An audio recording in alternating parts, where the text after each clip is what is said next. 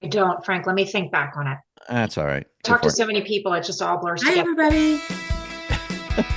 You know what I mean?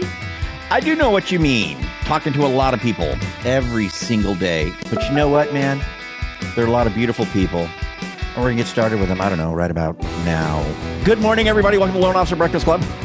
Frank Ray here with my co-hosts of Fun and Joy, Gen Z in the house. Kristen Simpson's here. You know, so now we all feel comfortable, right? You know, we got Nick Nicholas in the house. How could it not be a good day? How could it not be a good day, my friends? I hope everybody's doing well. Here, let's just get some little ambient background music going. Sue Moody looking like she's riveted to the screen, ready for action. I hope we don't disappoint. That's what I'm hoping, we don't disappoint. So, Autumn McLean. Wow, how you doing, Autumn McLean? Hey, I'm Autumn, well. How are you? I'm good. Is that your real house or is that a fake background? That is my real house. Oh, it is. Wow. Isn't that a great office? Look at her It office. is a great office. Yeah. Well, thanks, guys. Yeah. I spend a lot of time here. So, Indeed. Good to have you. Where are you located, Autumn? I'm in Kalispell, Montana. Montana. Yeah. So What's it like living in Montana? You know, that actually, I'm really curious about this because I think Montana is just one of those states where it's probably pretty cool to live there. You know, it makes me feel like, you know, cowboys and cattle and plains and mountains and, you know, weather coming through and, you know, I gotta get to the barn, man, and get them horses in there before the, you know. Okay, Frank. Is it like You've been that? watching too much Yellowstone. Too much Really? Yellowstone. Yeah, too much Yellowstone. You need to come see me. Yes, there are parts of Montana that there are a lot of cattle. There are a lot of ranches. Where I'm at is in northwest Montana near Glacier National Park. So you should Google that and come visit because it's glorious up here. We have 4 seasons, and well, right now we have our 5th season, which is hunting season. So getting a razor is a challenge. That's where I'm at right now. Wow. That is so cool, man. How long have you lived there? Like, were you born and raised Montanite? Yeah, I mean, I was born in Idaho, but I was raised in Montana in this area. So no kidding. Yeah, there's lakes and streams everywhere. We have a world-class ski resort. From my house to the parking lot is 25 minutes. It's amazing. A lot of tourism and beauty here. See, this is why I'm interested in you're selling me. Like, I sell myself, and now you're selling me even more on Montana. But I'm curious, though, so like the population of the state isn't that big, right? It's like your area. What's the population where you're at? In the county I'm in, there's about 120,000 people. Okay. Mm-hmm. And in the state, we did breach 1 million a few years back. Oh, yeah? In the whole state? The whole state. The whole state. Yeah. Golly. Yeah. It's great. Kevin Gillespie's got that in his county, I think. Yes, we do. Yeah. So, wow, what a trip, man. And just one more question. Sorry, guys, to be so, you know, caught up in Autumn here, but I'm just wildly curious. Like, median sales price where you're at these days, and like, how's business? You doing good out there, or you got some business flowing? And what's like the sales price range there? Yeah, we're doing great. My median sales price is around 650,000. Okay. Mm-hmm. Wow. Yeah, You're happening, man. All right. Well, do you got a Loan Officer Breakfast Club T-shirt? No, I don't. You do now, sister. Congratulations. What an epic day for you. It sure is. Come visit. And an epic day for me too, because I got to learn all about Montana, which I am curious about. You could, if you ever met my wife, you could ask her. I do go on like MoveTube on the TV and search Montana. I've showed her things in Montana, like we should go to Montana.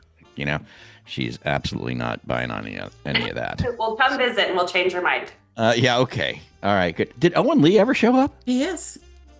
Oh, he's here. Where you at, Owen? I'm here. Where? Oh, there you are. Hey, man, what's going on? How you doing, brother? I'm doing good. If Owen didn't show up, Frank, you were going to talk about Montana all day long. I know. I feel bad, Autumn. I've never set foot in Montana. Right? You see what I mean? Aren't you kind of sold on it now, though? Horrible. Breakfast club field trip.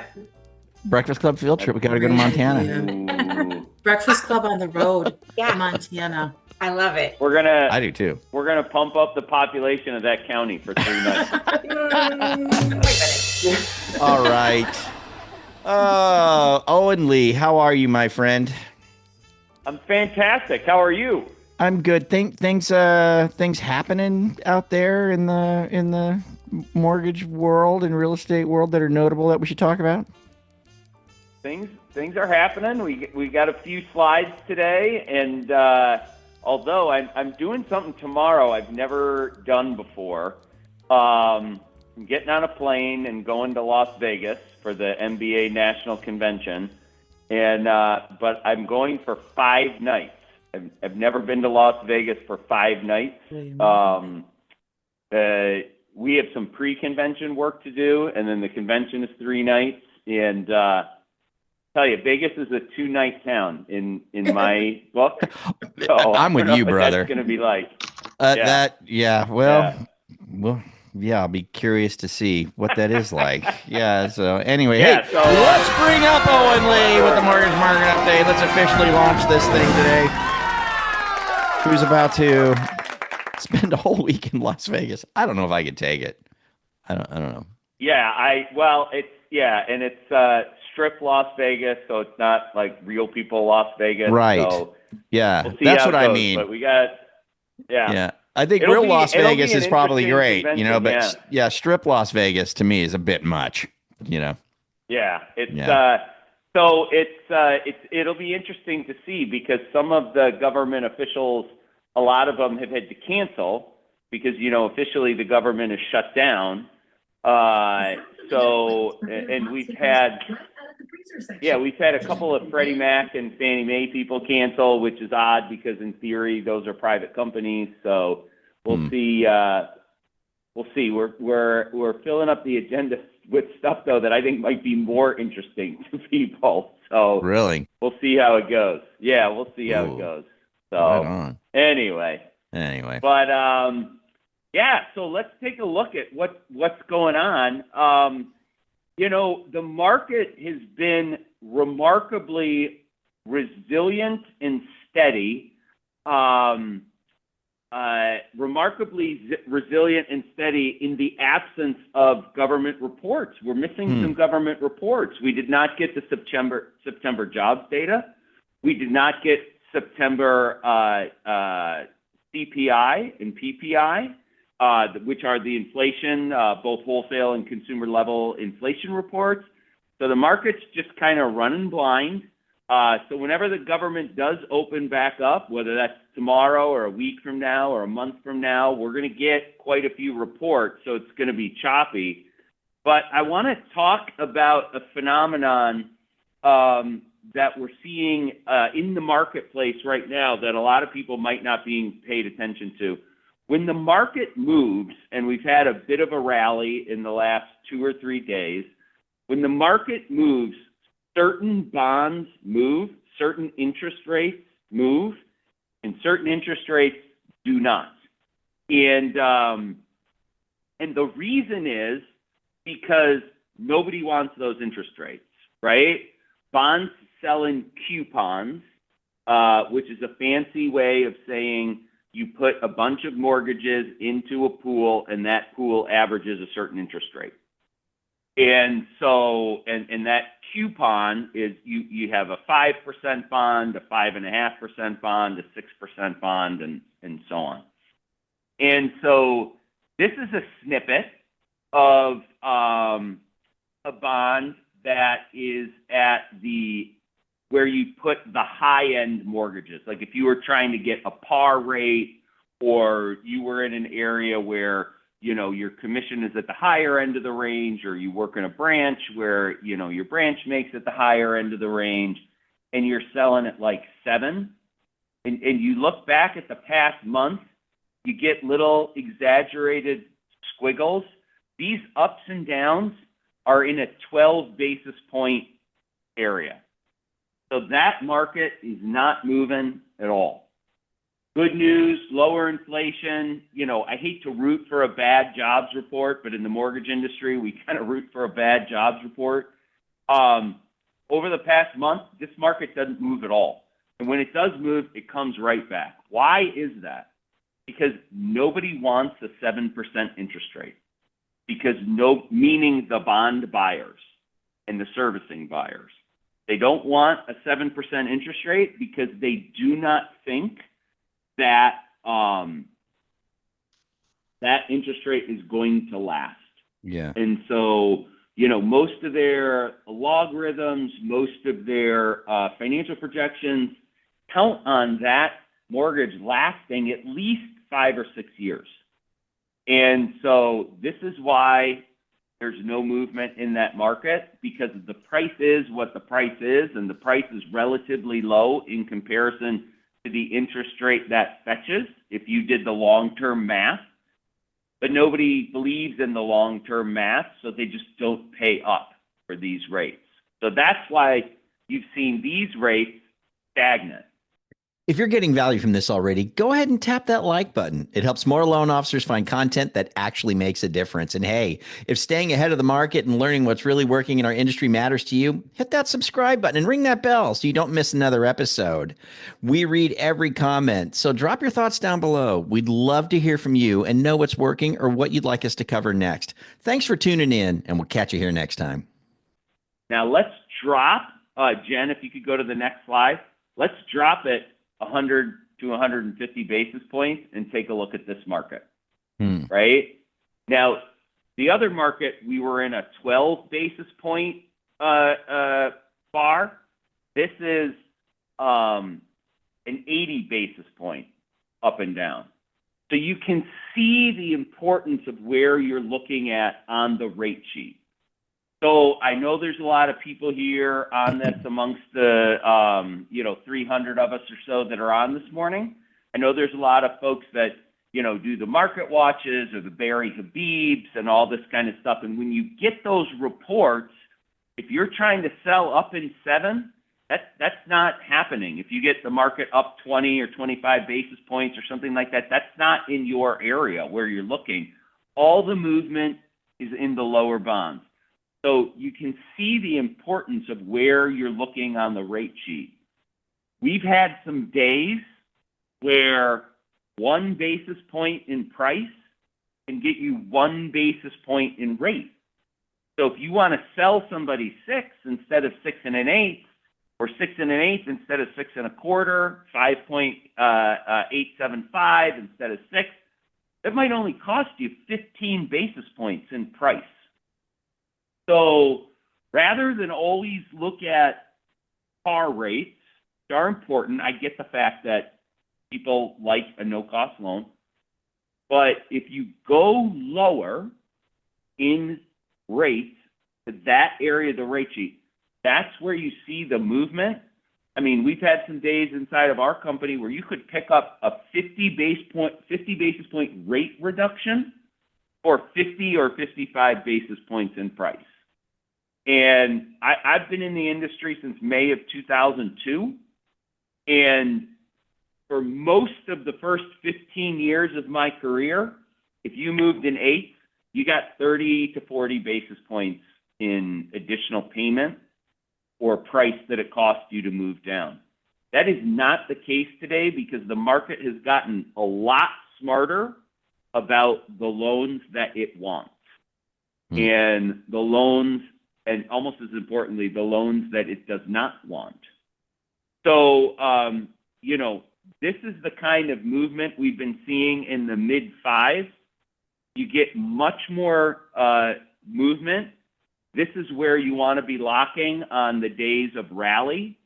And because you can see, now, this is charts, somewhat exaggerated because it's a month and we bring it in tighter so the movements seem a little bit more. But you can see this kind of day-to-day movement. So very important, to look at the different ends of your rate sheet and make sure you're not just zoning in on where your par might be. Just as a tip, last March, I remember in my MBA job, I was at a symposium called the Midwinter Conference. And we were lucky enough to have a guy by the name of Bill Banfield there, who's the old CEO of Rocket Mortgage. And he used to say that when you can get an interest rate at 6 or below 6, even if the borrower is paying a point or a point and a half to get there, that's when they really see interest pick up and applications pick up. So, you know, a lot of us have been quoting 1 to 2 points for the better part of the last 3.5 years. I think part of the market has become conditioned to that. So if you can, you know, add 50 basis points in your price to drop 50 basis points in rate, people still concentrate on the rate. So, you know, that's something that you really want to take a look at. So, hey, can I be educated. Yeah, go ahead. Can I interrupt you real quick? Yeah. So interesting. So the different coupons, right? We keep our eye on that because they know what they want, what they think is going to play out best for them, and that's where they're going to, you know, put their focus. What about different terms? 15-year, 20-year? Is there like any appetite for the different loan terms in the bond market? Like, do they haven't? Is their biggest appetite 30-year, or do they pay attention very much to because sometimes you don't see a big disparity between, you know what I mean, what you can price a 15 to a 30 or what have you. You know what I'm saying? Well, I think the reason why that is, so somebody who gets a 15-year mortgage is generally speaking more financially savvy than somebody that gets a 30-year mortgage, right? Because they have a little additional income. They're paying attention to what the lifelong interest charges of that loan were. A lot of people, especially on the first-time home buyer, they're just looking to get in the house. Yeah. Right? They're looking to get on the ladder of the American dream. And so you see a little bit of a difference in the 15 and the 30, but with the home ownership cost problems, right? A little bit elevated interest rates. I know we're seeing a little bit of market depreciation in areas, but if the price depreciates 5% after it's appreciated 50%, that really moves the needle. I'm not sure that it's helpful, but I don't know that it moves the needle. So most of the market is still focused on the 30-year because that's where people can get it done in times when costs are a little bit higher. You see some 15-year, the rates are a little bit better, but not maybe an eighth, not a ton. That's why I was just wondering, like you mentioned that, they're looking for a coupon where they know they might stick with that for about 5 or 6 years, and so that's where this kind of the sweet spot is. And I was wondering if on 15-year loans, they have that same mentality, like, well, people get a 15-year loan, only stay in 3 years, or I don't like them because they don't stay in longer. Not to derail you. The reason why I was just curious. People who get 15 years are much more concentrated on paying it off, right? Yeah. So sometimes the 15-year loans can last longer, okay. Because they're more financially educated. They're willing to crimp their monthly budget in order to pay off their home faster. Generally speaking, that's a person, and a lot of those people don't want to refi. Thank you. And the reason I say this is because if you get into if you get 5, 6, 7 years into a 15-year mortgage, you're at the point in time where you're writing checks and you're really kind of making a dent in that principal every month. Yeah. So if you refi and you save, $270 a month, that's great to have $270, but you reset the clock on how you're paying. It's not really smart. In that instance, you might be better off with a home equity loan or something like that. Yeah. So, that's why there's not a super tight difference or super big difference between 15s and 30s. Gotcha. So,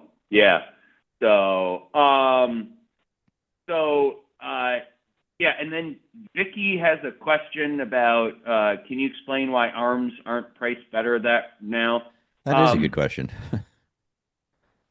So here's the thing you have to remember, right? ARMs are not very valuable on the secondary market because by its definition, if you do a 5-year ARM or a 7-year ARM, first of all, they reset the underwriting guidelines. So you have to underwrite it basically as if it's the interest rate it's going to be after 10 years, right? So you don't really underwrite the loan at the quote unquote lower interest rate anymore. And the other factor is ARMs don't stick around long. So what is the point of a 5-year ARM? Think about this. The point of a 5-year ARM is that you're only going to have the loan for 3 years, or you're only going to have the loan for 4 years. And there's no prepayment penalty, right? So, pre-Dodd-Frank, pre-crash, you'd get a 5-year ARM with a 2 or a 3% prepayment penalty. Well, the servicer and the owner of that mortgage had just locked in their profit whether the person paid off or not. Right? That's not the case anymore. So the lack of a prepayment penalty, it's really only a product that banks sell because they hold them in their portfolio short term, and they only have so much room on the balance sheet. So if you're a mortgage investor, an ARM is kind of a crappy product. It's not something that is going to make you a lot of money. Therefore, you're not going to pay anything for it. So anyway, yeah. So Jen, you want to move to the next slide? All right. So our rates are pretty gosh darn stable. Considering we're in a government shutdown, we have not moved that much. This is about a 18-month chart going back to March of 2024. So if you look at it, we're pretty near the trough of interest rates right now. We had that one very brief period in the first week of September in 2024 when rates got down to 6. We haven't quite touched that yet, but we're getting close. But we're getting a little bit more stability at this lower trough. We go up and down a little bit, but it's up and down in a lower range. And so, this is an area I really think, I know we talk about this some, I would be locking loans right now, because when the government reopens and those first 2 or 3 reports get rushed out, if they're unfavorable, remember, the market's already basically priced in 2 more interest rate cuts for this year in October and in December. I don't know. We won't get the October meeting or the October cut, I don't think, if the government's not reopened. And there's a lot of talk that there's this big rally in D.C., and after the rally, they're going to have some movement. Both sides are so dug in. I tell you when I think it will end. It will end 1 week after you get wildcat strikes of air traffic controllers, and you get hundreds of thousands of people stranded in airports. And the American public gets pissed off. Excuse my language. They're not upset enough right now, right? There's no pressure. So there's no pressure from the American public yet. Yeah. So anyway, yes, Ed, they can't strike, but if 20% of them happen to catch the flu on the same day. But they have in the past, yeah, for sure. Exactly. Yeah. That flu runs differently inside the Air Traffic Controllers Union. I don't know if anybody else noticed that. The virology of that gang is just a little bit different than the rest of the general public. So you see some stability. So when those first reports start coming back out, there's a much greater chance that the market will spike up if the first couple of reports are unfriendly to the bond market than it is that it's going to go down. So, like we've talked 100%, all the time with Frank and Carl about, it's a lot easier to have a conversation about, your rate went down. Let's see if we can do something about that. Rather than your rate went up. I'm sorry, it's going to cost you another $2,800 to close. Yeah. So like we were talking to Autumn earlier, $650,000 loan amounts, or $650,000 sales, probably $500,000 loan amount. The market moves 30 basis points, that's $1,500 in a day, So just think about that. Let's just get to the last slide or two.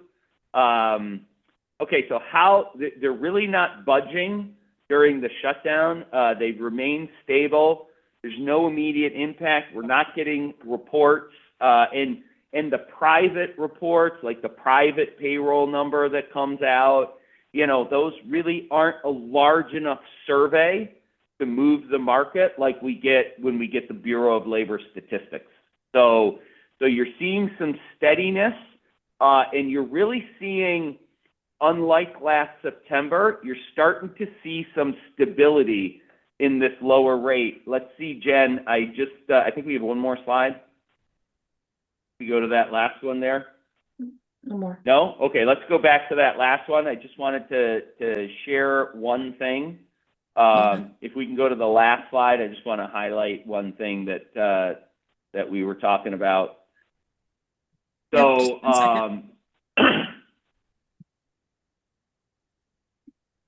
last one, okay. Sorry about that. So this is the third. If you look at the Freddie Mac data, like I said, we're starting to get some stability at that lower end. It's the third time in the last 5 weeks that we've seen rates settle near their lowest levels of the year. A clear signal that we're not in the craziness. Like when we had that so-called red wave trade last September, those rates lasted about 10 calendar days and then spiked right back up. It didn't even get a chance to really get into the public consciousness, whereas this time we've had 5 weeks at the lower end, and hopefully we'll have some more weeks and months at the lower end. So it's good right now. Remember, we've got rates at or near their lowest point in the last, really since May of 2021, May of 2022. And we've got inventory, homes for sale at really post-pandemic highs, right?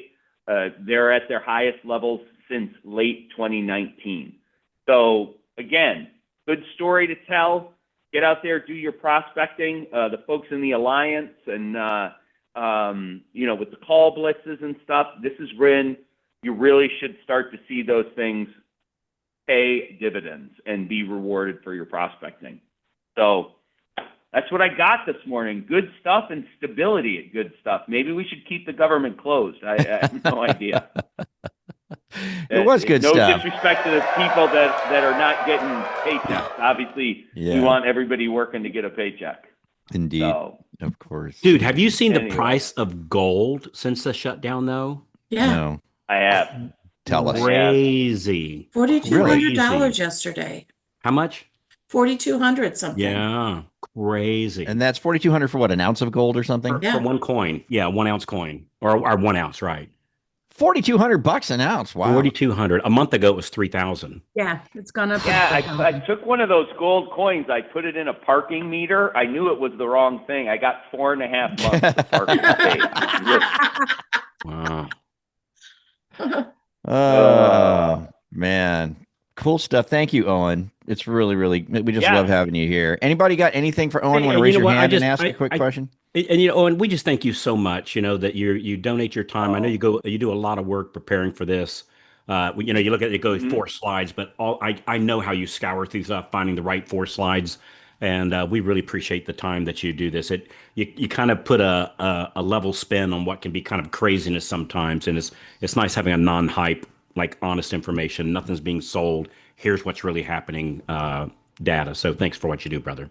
Yeah. Well, absolutely. And I would just tell everybody, download those slides, take that 18-month interest rate slide, put your personal information on it, post it online, send it to all your realtors, send it to everybody who's pre-approved and looking, talk to people that might be interested in doing a cash out, or we've all got some rate and term folks, because the servicers are calling those rate and term folks. You got to get on the phone if you want to talk to those people, but take those slides, make use of that information to benefit yourselves.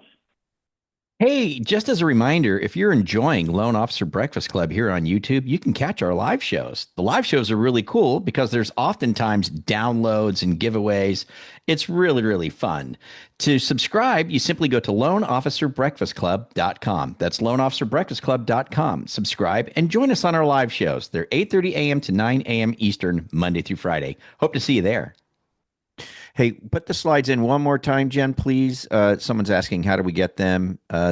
We put them into the chat. They're there right now. You should be able to click on it and just download it directly. You know, there's a new thing Rick told me about, Carl and Kristen and Jen. So he says we have the ability, and we can do this now, where we can just tell people, it's not now, it's not going to work right now, but we'll be able to tell people, just type in slides into the chat and it'll automatically email you the slides.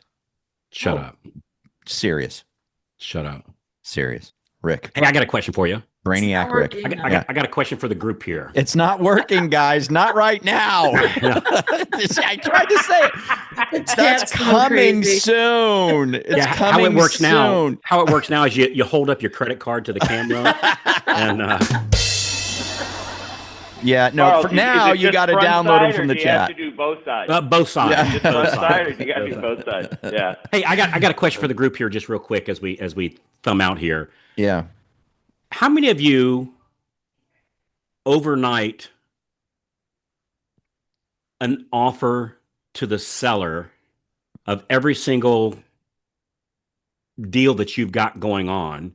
How many of you overnight a letter to the seller with a cool way of offering your services and giving them a compelling reason to give you a call? Is anybody doing that? How would you get to them? You overnight it. You got the address. Overnight it. Overnight it. Overnight it. Hey, that's that Carl White ninja stuff. Well, I've got the letter, and we'll be releasing that to the members here in the member site. So we're doing some testing on it right now. It's the initial results. Impressive. No. Impressive. Yeah. And the overnighting, number one, it gets it timely. And number two, it gives a sense of urgency. And you got to word it the right way. You got to word it the right way. But that's, we've been calling the sellers for years, but everybody, how do you get their phone number? Yeah. In Florida, it's a little easier because 60% of the time it's on the contract. But outside of Florida, yeah. And Chris, Carl, not if it's worded chess, correctly. If you word what was that, Owen? I said Carl White, chess, not checkers. I'm telling you, man. Exactly. I'm telling you. Exactly. Yeah. So it's and it's really an advantage to everybody. If one lender is doing both sides, it's so much smoother. Because you don't have that, well, did we close? They didn't fund, and I don't know what's going on. If you have everything going under one house, it's so much easier. Yeah. For everybody, and and maybe you cut the seller a little bit of break because it's kind of a, buy one, get two free, buy one, get one. It's like a BOGO.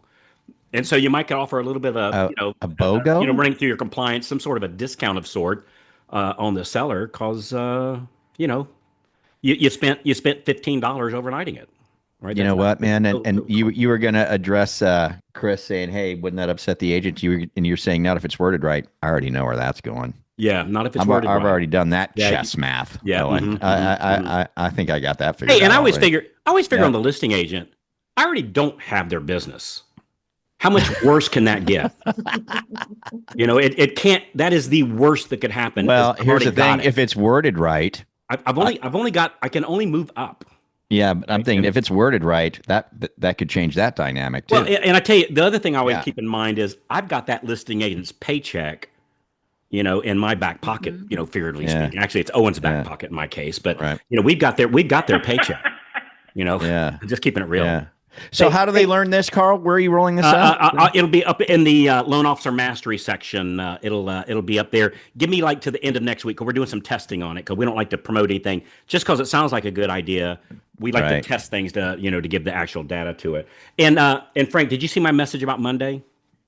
I did not. I got a killer topic for Monday. Okay, cool. Yeah, and it's about getting a caller to help you set some of your appointments. And we're not going to be promoting any service or anything, but we're going to show you like what problem they solve, how do you hire them, how do you manage them, what's the numbers on them, like kind of a That's a soup to great. nuts. Yeah. So kind of a bet, how to get it started and best practices, sort of know what you're looking for, kind of. Yeah, and we're not pitching a service on, hey, we're going to do it for nothing wrong with those services, right? There's some great services, but we're going to show you, kind of how to, hire that person, do it yourself. So we're not offering any kind of a service or anything. So very cool. It's giving us a blueprint, if you will. Yeah, there you go. It's really, really, really cool. Because I tell you, going to our last meeting that we had here last week, the folks, we were in Kevin Gillespie's group. The folks that have callers, that's setting appointments for them, wiping up. I mean, they're really, really, really like game changing. And I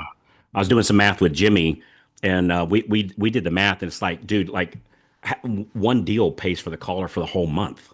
Yeah, indeed. It was impressive. It was impressive. Yeah. So anyway, that's what we're gonna talk about on Monday. And just my evil scheme here, I'm kind of doing a prep, because we're gonna be doing a webinar to the overall community on a Wednesday coming up, and I kind of want to practice it with you guys, so y'all can kind of you're a friendly crowd. Or the guinea pigs. Yeah. So I'm no, I don't like it. They're a friendly crowd. So I can say, hey, Sue, what do I need to fix? And Autumn, did I get that message across? And we can get honest feedback without, and so I can tighten it up a little bit. But I think it's going to be killer. I think so anyway, so that's what we're doing on Monday. Yeah. I love it. Great stuff. Thank you for that. Yeah, I'll check it out, and I'm super, super happy to get that going. Yeah. All right, tomorrow, Chris Johnstone. Monday, obviously what Carl said. Tuesday, I think we got Jeannie Kelly back, our credit repair gal. She had something she wanted us to know. That's a sharp lady. She is, and she's good to talk to. Yeah. Very sharp. Hey, Wednesday, I don't know if you guys remember, but I had Marlene Shakar. She's the CEO of AAA AMC, Appraisal Management Company. She wants to talk, like we've been talking about appraisals and AI and how we're using AI to talk, all that stuff. So she wanted to have a chat with us about AI and appraisals. I think that's going to be a really interesting one. I think it's going to be super, super good. So, there's a handful of ways that AI is actually moving the needle.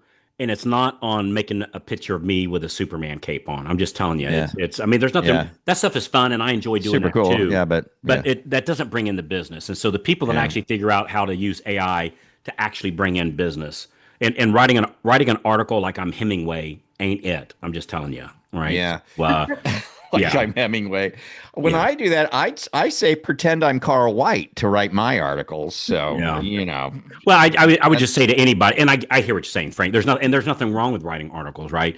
But I think if we say, hey, who got their last 5 loans via an article that you wrote? My guess is probably 0 hands would go. Maybe there's always outliers, Right. But it's learning how to use it to actually bring in deals, not to make me feel important, kind of thing. And there's some clever ways to do it. So indeed. Yeah. So good stuff, man. All right. Everything. Yeah, really good stuff. I'm putting the phone number in. Somebody asked about Jeannie Kelly's number. George, I just put her number, the credit repair lady. I really like it. She's not paying. I'm not getting a dime from her. I tell you. Oh, no. She's a great resource. Mm-hmm. Yeah, she's just awesome. Resource. That's why that's what we do with a lot of the stuff. That's why we bring like these resources. So you got resources, So all right, good enough, man. How's the weather? How's the weather in California, man? It's a little chilly, a little wet. I'm wearing a sweatshirt in my house. Let's do that, man. Dude, so this is no exaggeration. I wish I'd have taken a picture, but she'd have thought I was weird, right? And maybe it would be. But I was out riding my bike, yesterday morning. It was what was it? It was 72 degrees. And this lady was literally in a winter jacket with a head like a toboggan on. Yeah. Like it was 40 degrees out or 32 degrees outside, something like that. It was 72, and she was literally in a winter jacket. And I thought that was, all right, here we go. Well, I mean, you've got Owen and Jen, the Michiganites or whatever you call them, just like, hey, what the heck? Sunny and 65 in Detroit today. So tell her she can bring her toboggan hat and her heavy coat up, and she'll be all set. The rest of us will be wearing shorts and a t-shirt. That's right. Okay. All right. Well, tomorrow, Chris Johnstone. Let's go ahead and get out of here, you guys. Thanks for joining us. Owen Lee, thank you so much. Really appreciate you, brother. Great to see you. Have a great day. That's the start to my week. Adios. Have a wonderful day, everybody.